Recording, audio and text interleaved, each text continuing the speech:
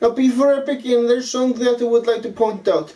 This movie is considered by many to be the worst Spider-Man movie of Sam Raimi's Spider-Man trilogy.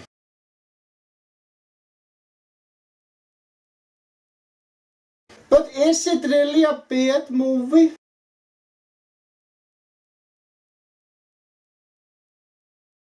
In my opinion, no, it isn't. It isn't anywhere near bad.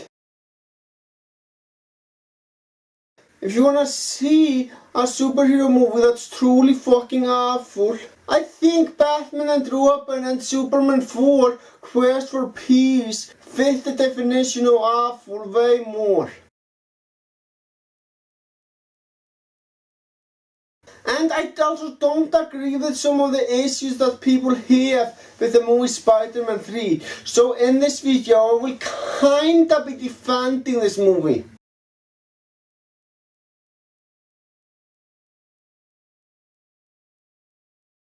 So the movie basically begins with Spider-Man and Peter Parker being very fucking happy and thankful for his life.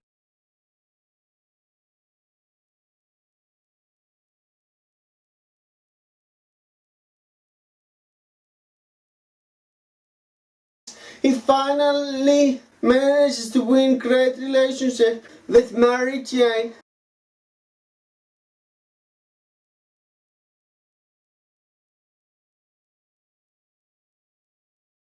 And then we are introduced to one of the main villains of the movie, Flint Marko, who is apparently some guy who is trying to escape from the cops.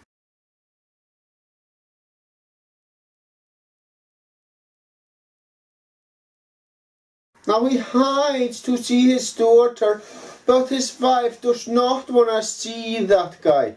What exactly is he wanted for? It isn't very well explained in that scene, but thankfully though it is explained better later on in the movie.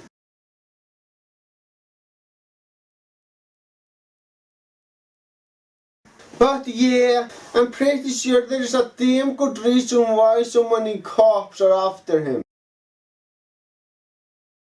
But anyway, this guy keeps running and finally gets somewhere surrounded by sand and some machine stuff. And that machine would have killed him if this was real life. But nope.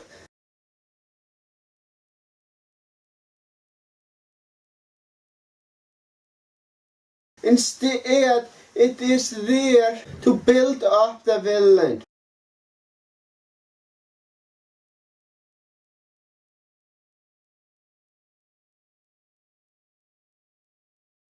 This is a common trend in Spider-Man movies. The people who become the villains get into situations that would normally kill them, but for some reason it gives them superpowers.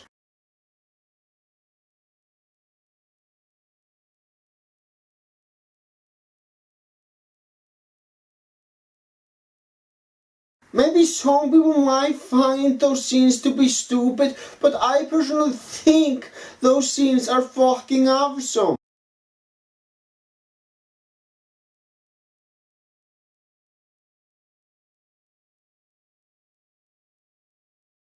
Spider-Man saves a woman from a building who happens to be hit by a fucking crane. Why the hell is that crane destroying the building anyway?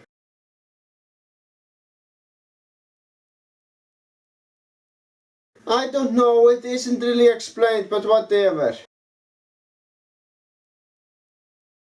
But anyway, shortly after, Harry starts attacking Spider-Man. The reason why he's attacking Spider-Man is because he wants to avenge the death of his father. And I gotta admit, I do think his reasons for wanting to kill Spider-Man make sense.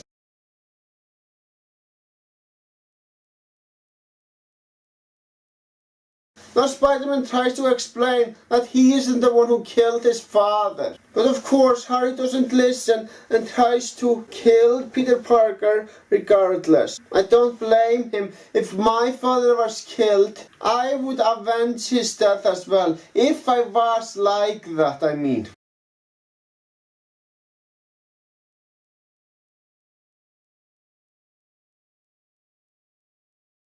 But I personally don't believe in revenge, so I wouldn't do that.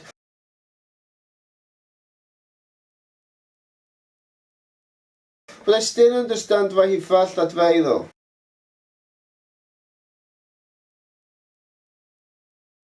And Peter Parker swings across outside his Spider-Man suit.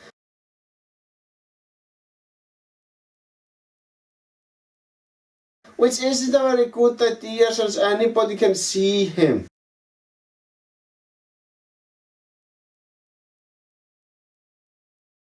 But due to Peter Parker's incredible luck, nobody outside of Harry who already knew notices that.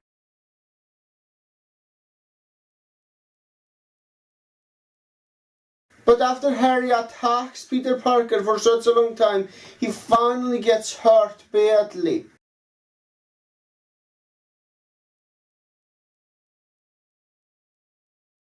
To be honest, I do think that the Daily Bugle deserves to fucking fail and run out of business. Especially with that fucking moron who runs that newspaper.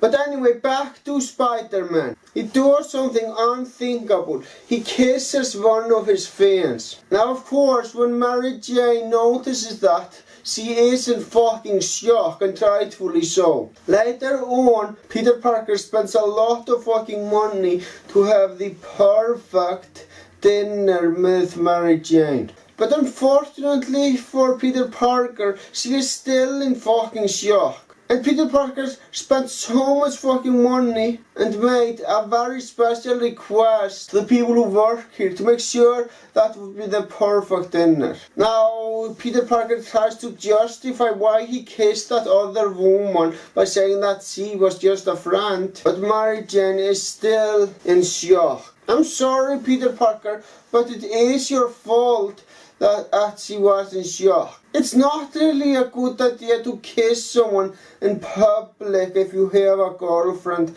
like you did.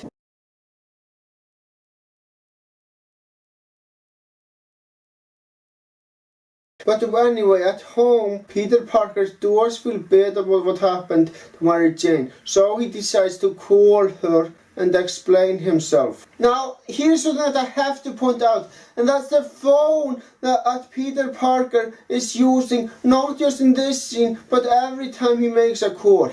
Peter Parker is using a payphone. I'm sorry, but I have a big issue with that. The reason why I have an issue with that is because this movie was made in 2007. And at the top of that, it's also supposed to take place in that year. I can clearly see that movie looks modern. So why the fuck does Peter Parker use a payphone? That would fit if that movie was supposed to take place in the 1980s or earlier, but he should have a fucking cell phone. Everyone nowadays has a fucking cell phone, and it was also that way back in 2007. I'm sorry, I just can't get over this. I mean, come on, if he was able to afford such a fancy restaurant, then why the fuck can't he afford to own a cell phone?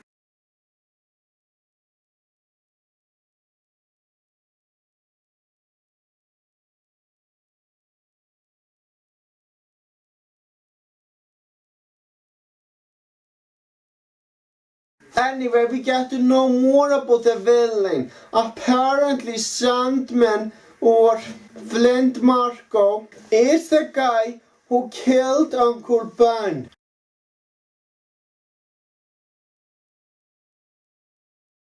So you know what Peter Parker does? He wants to avenge his father.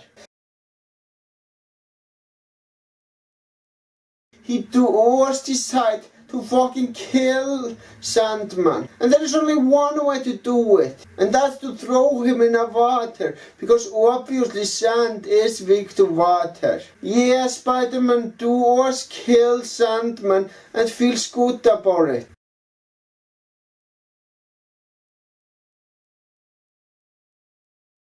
But anyway, the next day at the Daily Bugle, Eddie Brock got a great picture of Spider-Man acting like a criminal. But of course, Peter Parker cares about his reputation and knows what Eddie Brock did will damage his reputation a lot. So you know what Peter Parker does? He fucking blackmails him by convincing other people who work there that the photo is fake, even though it's not really fake. Blackmailing someone because of this is fucking extreme. But I understand that Peter Parker had to do it.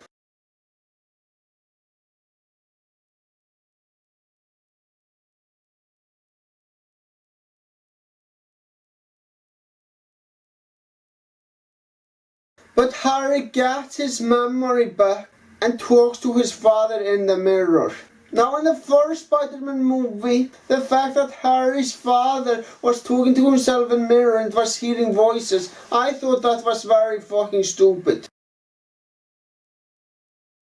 But in this movie, it's actually a lot more logical. Because Harry feels bad about the death of his father and wants to avenge him. Now, Harry wants to do more than just kill Spider-Man.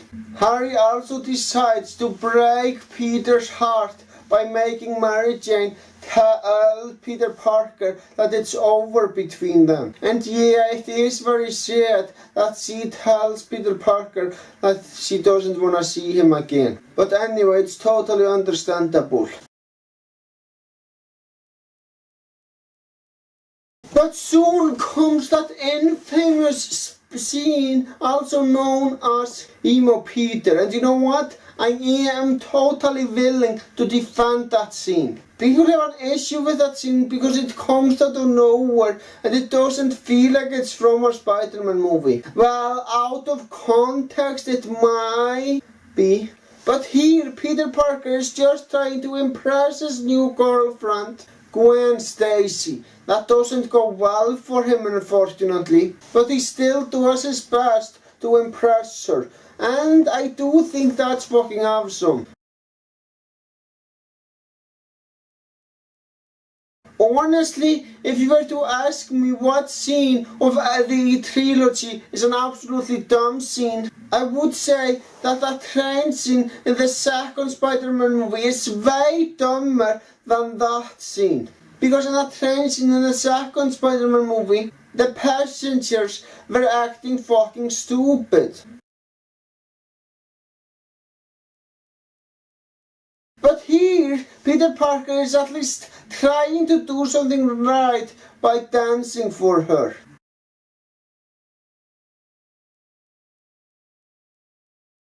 But anyway, since Gwen Stacy thinks that Peter Parker is doing it for his old girlfriend, that relationship also ends pretty quickly.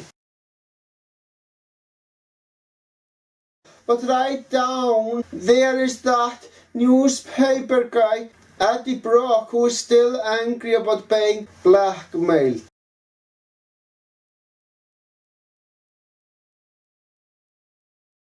Also, as it turns out, Sandman is still alive. That water didn't kill him.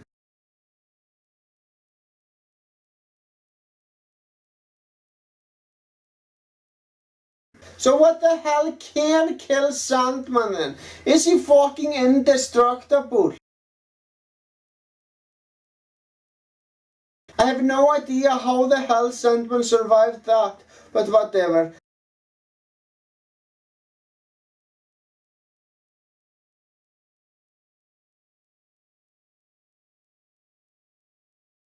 Now Peter Parker asks for Harry's help since he can't beat those two fucking psychopaths alone. But Harry refuses to help him as he still thinks that Spider-Man is the one who killed his father. Unfortunately, Peter Parker doesn't manage to convince Harry otherwise, but the butler does manage to convince Harry that it wasn't Spider-Man's fault that his father died.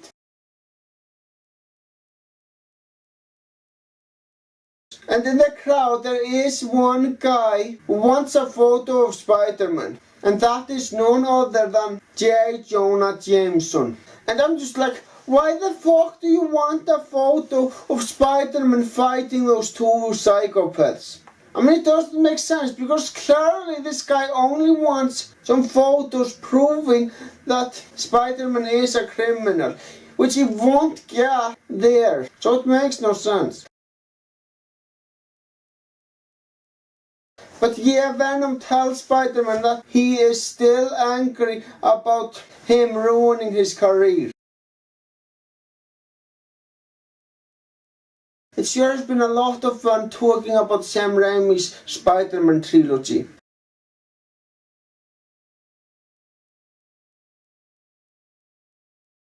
And I will keep watching these movies as I do think that they are fucking awesome.